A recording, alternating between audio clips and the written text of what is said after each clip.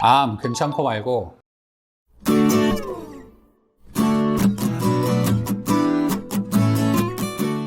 안녕하세요. 닥터 이재순의 암과 면역 이야기입니다. 오늘은 우리가 뇌종양을 의심할 수 있는 증상들에 대한 이야기를 해볼까 합니다. 흔히 생각을 해볼 수 있는 뇌종양의 위험 요인 중에는 방사선이 있습니다. 우리가 방사선에 쪼이게 되면 정상 뇌조직의 DNA 염기 서열의 변화가 일어나고요. 이렇게 돌연변이가 일어난 그런 것들 때문에 뇌종양이 발생을 한다고 이해를 하시면 될 것 같습니다. 다음으로 면역 결핍 상태도 이 뇌종양을 일으키는 위험 인자라고 생각을 할 수 있는데요. 여러 가지 질환에 의한 면역 결핍이거나 이식 수술을 받고서 이제 면역 억제제를 복용하시는 분들, 혹은 에이즈 같은 질환으로 후천적으로 면역 결핍이 되신 분들한테 뇌종양의 발생 빈도가 높아진다라는 보고가 있어요. 그래서 면역이 떨어지는 면역 결핍과 뇌종양은 어느 정도 연관관계가 있지 않을까 생각을 해봅니다. 마지막으로 많이들 걱정하시는 것 중에 전자파가 있어요. 특히 이제 오늘날은 저희가 핸드폰을 많이 사용을 하잖아요. 이 핸드폰에서 나오는 전자파는 DNA의 염기 서열에 어떤 손상을 주는 이온화 방사선은 방출이 되지 않는다라고 해요. 따라서 이 핸드폰에서 나오는 전자파는 뇌종양을 일으키는 위험 인자는 아닐 것 같은데, 또 최근에 나온 몇몇 연구들을 보면 그게 아니고 핸드폰에서 나오는 전자파도 뇌종양을 일으킨다라는 연구 결과들도 좀 있어서 이거는 조금 더 자세히 연구를 해볼 필요가 있을 것 같습니다. 그러면 이제 뇌종양의 증상에 대한 이야기를 해볼 건데요. 뇌종양이 어느 정도 커지면 뇌압이 상승을 하게 되고요. 뇌압이 상승을 하게 되면 나타나는 첫 번째 증상이 두통과 구토라서 이거는 반드시 뇌종양을 의심을 해보는 증상이라고 생각을 하시면 됩니다.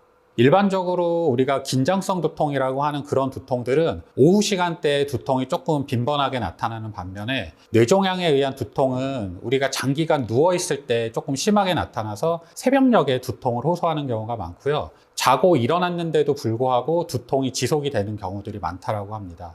또 시력결손이나 어떤 구토, 오심 등이 동반이 되는 경우들이 있기 때문에 이런 양상의 두통이 있을 때는 반드시 검사를 해보시는 게 좋습니다.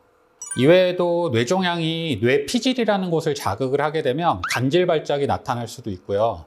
뇌종양이 커지면서 뇌를 한쪽으로 밀리면 이 뇌의 중심선이 밀릴 수가 있거든요. 이런 경우에는 어떤 시력장애나 혹은 안면신경 마비 등의 증상들이 나타날 수도 있습니다. 또 뇌라는 거는 대뇌, 소뇌, 간뇌 그런 식으로 여러 가지 뇌가 부위가 있는데요. 어떤 부분에 종양이 생겨서 그 부분에 뇌를 압박을 하고 기능을 저하시키는지에 따라서 여러 가지 다양한 증상들이 나타날 수 있습니다.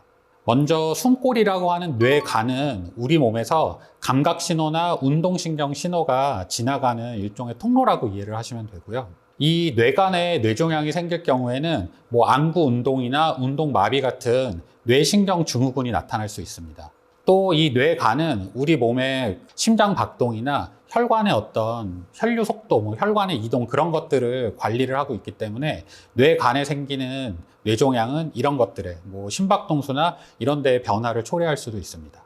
다음으로 소뇌는 우리 몸에서 운동 능력을 조정을 하는 그런 기능을 가지고 있는 뇌예요. 따라서 이 소뇌에 뇌종양이 발생을 하게 되면 이 운동을 조정하는 능력들이 떨어지기 때문에 오심, 구토 같은 메스꺼움 증상들이 나타날 수도 있고요. 복시라고 해서 상이 두 개로 맺히는 증상도 나타날 수 있고, 보행장애나 미세하게 운동이 좀 원활하게 안 돌아가는 그런 운동장애들이 생길 수 있습니다.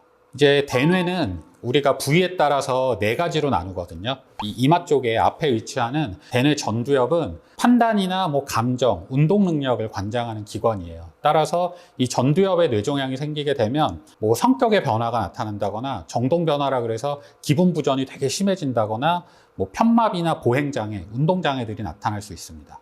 또 이 뒤통수 쪽에 있는 후두엽은 시야에 관련된 기능들이 많이 분포가 돼 있어서요. 후두엽에 뇌종양이 있을 때는 부분적이거나 혹은 전반적인 시력 결손이 생길 수 있다라고 이해하시면 됩니다.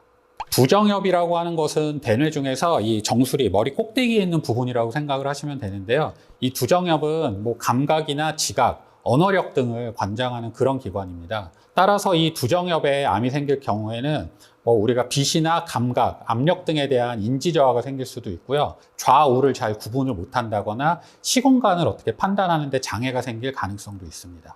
마지막으로 이 양쪽 옆에 있는 축두엽은 몸에서 언어와 청각 혹은 감정의 변화 등을 담당하는 그런 부위라고 알려져 있고요. 따라서 이 축두엽에 종양이 생길 경우에는 뭐 공격적인 행동을 한다거나 사물을 봤는데도 이걸 언어로 잘 표현을 못한다거나 하는 그런 장애들이 생길 수 있다고 합니다.